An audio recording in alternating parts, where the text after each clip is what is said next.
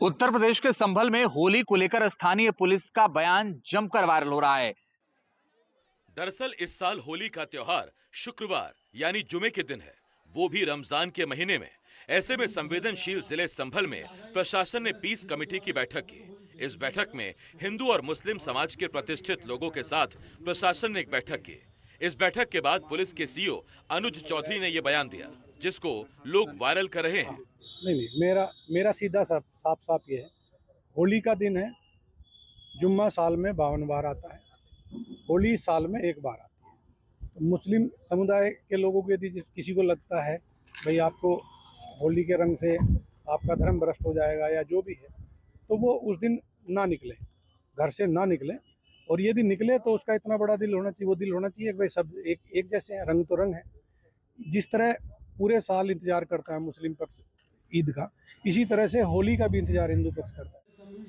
संभल में 24 नवंबर की हिंसा के बाद सांप्रदायिक सौहार्द बनाए रखने के लिए प्रशासन लगातार दोनों धर्मों के प्रभावशाली लोगों की मदद से कानून व्यवस्था बनाए रखने की कोशिश में जुटा हुआ है।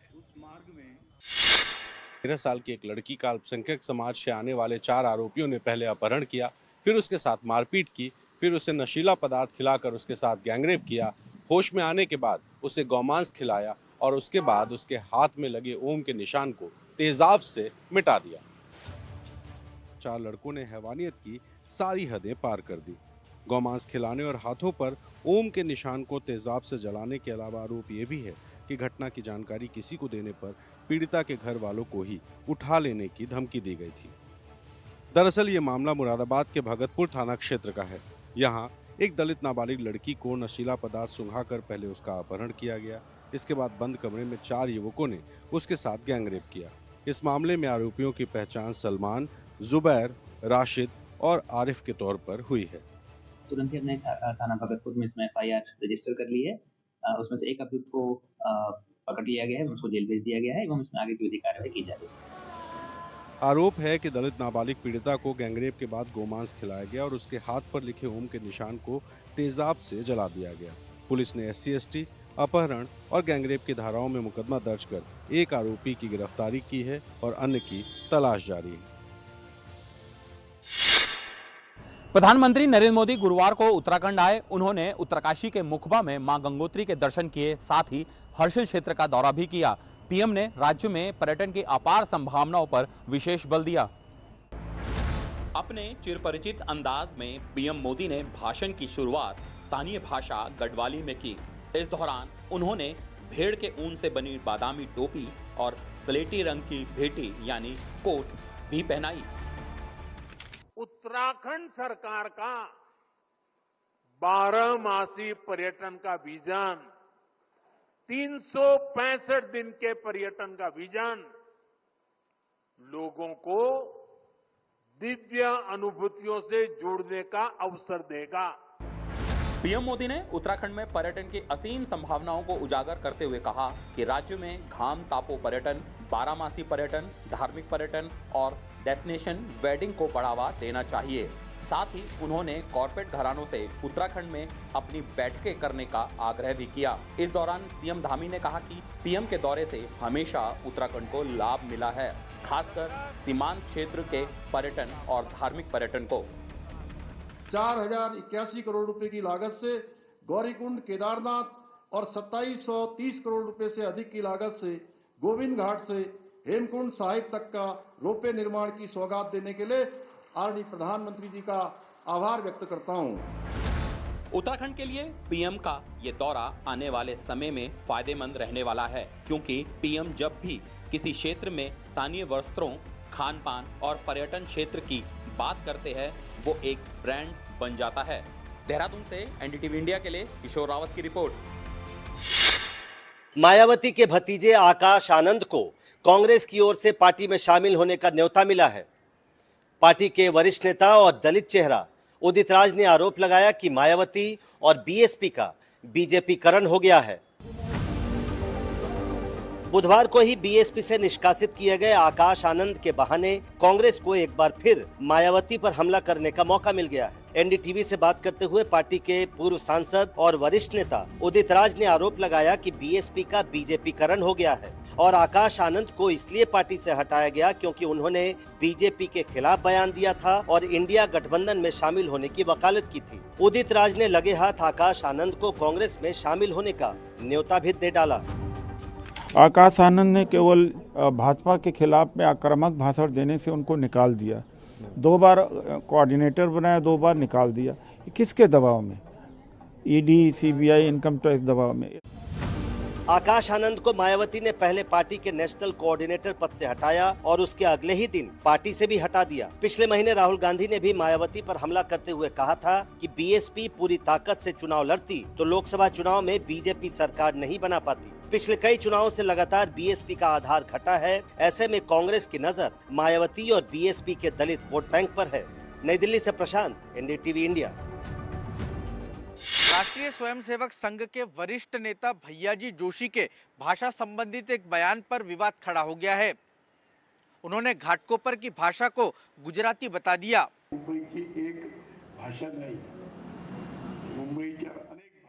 मुंबई की एक नहीं अनेक भाषाएं हैं, पर कुछ क्षेत्र की भाषा होती है। घाटकोपर की भाषा गुजराती है। घाटकोपर परिसराची भाषा तो गुजराती है। राष्ट्रीय स्वयंसेवक संघ के पूर्व सर कार्यवाह भैयाजी जोशी घाटकोपर के एक आयोजन में बोल रहे थे। उन्होंने सहज भाव में कह दिया, मुंबई की कई भाषाएं हैं और घाटकोपर की भाषा गुजराती है। बस इतने भर पर जो विवाद शुरू हुआ, उसके बाद भैयाजी जोशी को सफाई देनी पड़ी। मी केलेल्या एका विधानामुळे इन्हीं के बयान से नासमझी हुई है, ऐसा मुझे लगता है। महाराष्ट्र की भाषा मराठी है और मुंबई महाराष्ट्र का क्षेत्र है। मुंबई हे महाराष्ट्राचाच भाग आहे, त्यामुळे मुंबईची भाषा मराठी। लेकिन विपक्ष को इस सफाई से मतलब नहीं है। भाषा जैसे संवेदनशील मसले पर इन दिनों चल रही सियासत में उसे फडणवीस सरकार को घेरने का एक मौका दिख रहा है। विधानसभा में भी इस पर जमकर हंगामा देखने को मिला। उद्धव ठाकरे ने भैयाजी जोशी पर राजद्रोह का मामला दर्ज करने की मांग की है। देवेंद्र फडणवीस ने मुख्यमंत्री पद की कमान संभालने के बाद मराठी को खासी तरजीह दी है। भैयाजी जोशी के बयान पर उठे नए विवाद पर मुख्यमंत्री फडणवीस ने विधानसभा में जवाब देते हुए कहा कि महाराष्ट्र में रहने वाले सभी लोगों को मराठी सीखनी चाहिए, लेकिन हमारी सरकार किसी दूसरी भाषा का अपमान नहीं कर सकती। बनारस में एक 12 साल की लड़की के साथ छेड़खानी का मामला सामने आया है।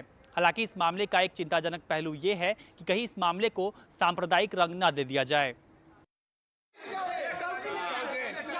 ये उत्तेजित भीड़ एक नाबालिग लड़की से हुई छेड़खानी की खबर के बाद जुटी है।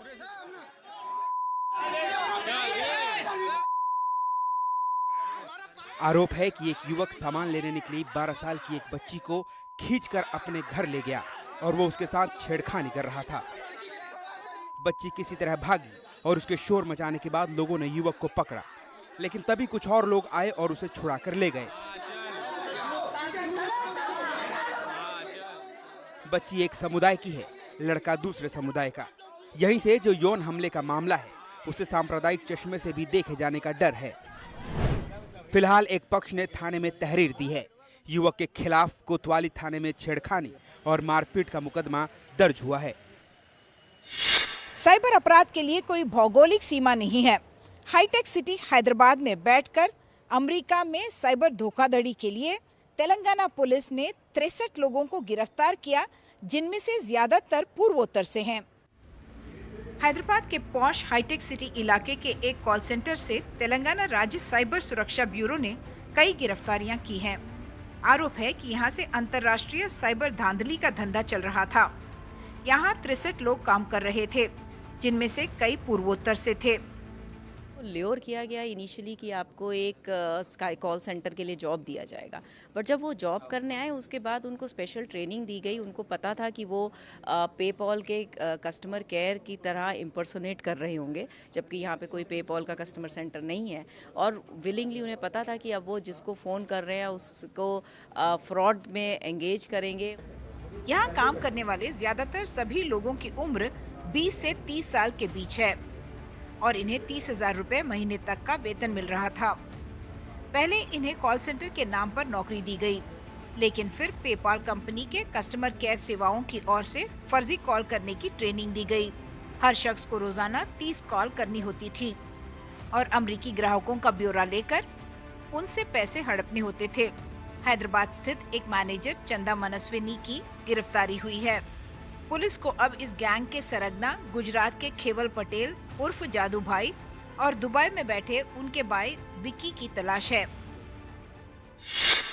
एक मुस्लिम परिवार ने मासूम हिरण के बच्चे को अपने बेटे की तरह पाला, उसे प्यार दिया, नाम दिया, लेकिन जब उसे छोड़ने का वक्त आया तो ये विदाई बहुत भावुक करने वाली थी।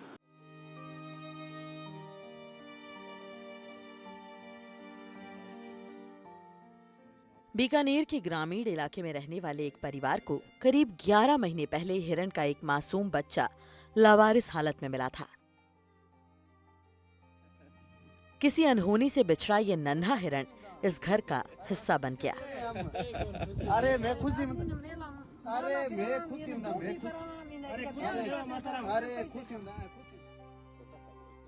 तीन बच्चों वाले इस परिवार ने उसे चौथे बच्चे की तरह पाला।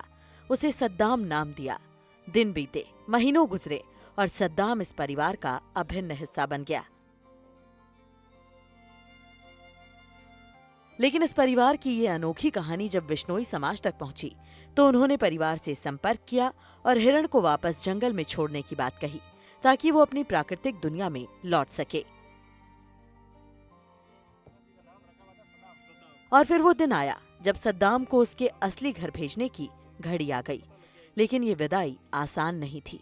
उस हिरण को अपनी गोद में खिलाने वाली माँ की आंखों में आंसू थे। उसका गला भर आया था। वो दूर तक अपने प्यारे सद्दाम को विदा करने गई। मैं मार खुशी हुंदा खुशी से अरे खुशी से दे रहे हम अरे मैं खुशी अरे मैं खुशी हुंदा मैं खुशी हुंदा खुशी मैं खुशी हुंदा हमारी खुशी हुंदा सुनो मातरम मैं खुशी हुंदा हमारी खुशी है। चीज सद्दाम से जुदाई का दर्द इस माँ की आंखों में साफ झलक रहा था। बिश्नोई समाज के लोगों ने उन्हें भरोसा दिलाया कि सद्दाम को बाकी हिरणों के बीच सही माहौल में रखा जाएगा।